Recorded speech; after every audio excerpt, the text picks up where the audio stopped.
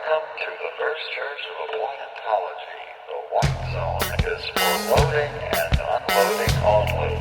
It's just one more way of reducing your liberty and reminding you that they can fuck with you anytime they want. As long as you put up with it. As long as you put up with it. Which means, of course, anytime they want. Because that's what Americans do now. They're always willing to trade away a little of their freedom in exchange for the feeling, the illusion of security. What we have now is a completely neurotic population obsessed with security and safety and crime and drugs and cleanliness and hygiene and germs. There's another thing. Germs. Where did this sudden fear of germs come from in this country? Have you noticed this? The media constantly running stories about all the latest infections, salmonella, E. coli, hantavirus, bird flu, and Americans they panic easily, so now everybody's running around scrubbing this and spraying that and overcooking their food and repeatedly washing their hands, trying to avoid all contact with germs. It's ridiculous, and it goes to ridiculous lengths. In prisons, before they give you a lethal injection, they swab your arm with alcohol. It's true. It's true. It's true. Well, they don't want you to get an infection. And you can see their point. Wouldn't want some guy to go to hell and be sick. It would take a lot of the sportsmanship out of the whole execution. Fear of germs. Why, these fucking pussies. You can't even get a decent hamburger anymore. They cook the shit out of everything now because everybody's afraid of food poisoning.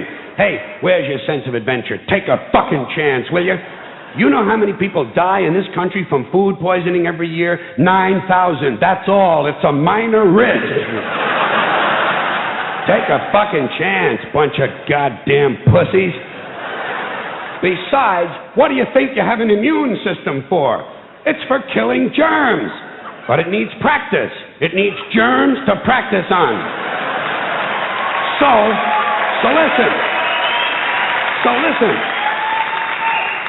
If you kill all the germs around you and live a completely sterile life, then when germs do come along, you're not going to be prepared. And never mind ordinary germs. What are you going to do when some super virus comes along that turns your vital organs into liquid shit?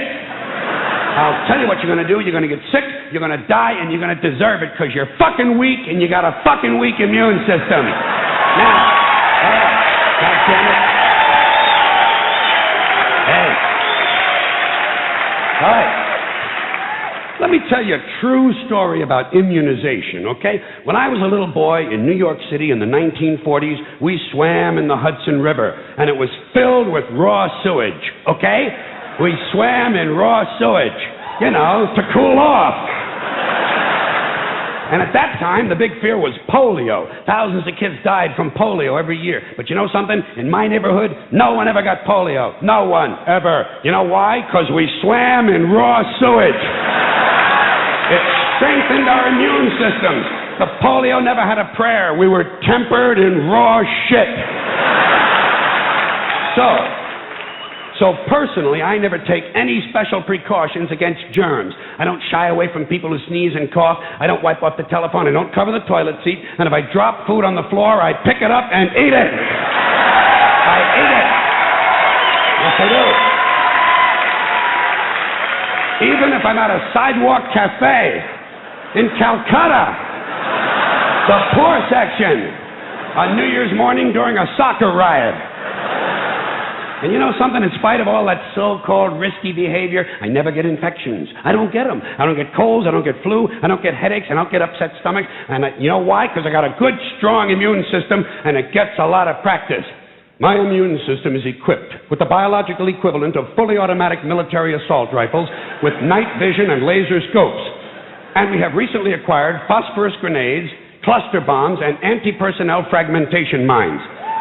So, when my white blood cells are on patrol, reconnoitering my bloodstream, seeking out strangers and other undesirables, if they see any suspicious-looking germs of any kind, they don't fuck around.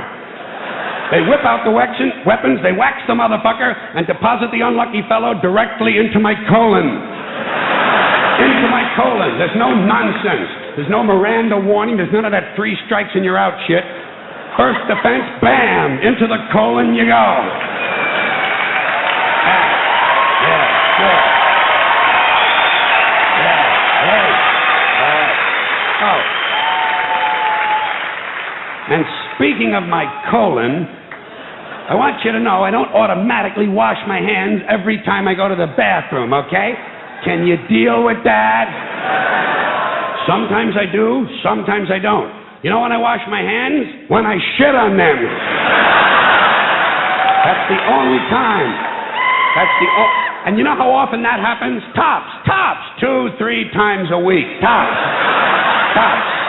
Maybe a little more frequently over the holidays. You know what I mean? And I'll tell you something else, my well-scrubbed friends. You don't always need a shower every day. Did you know that? It's overkill. Unless you work out or work outdoors or for some reason come in intimate contact with huge amounts of filth and garbage every day, you don't always need a shower. All you really need to do is to wash the 4 key areas. Armpits, asshole, crotch, and teeth.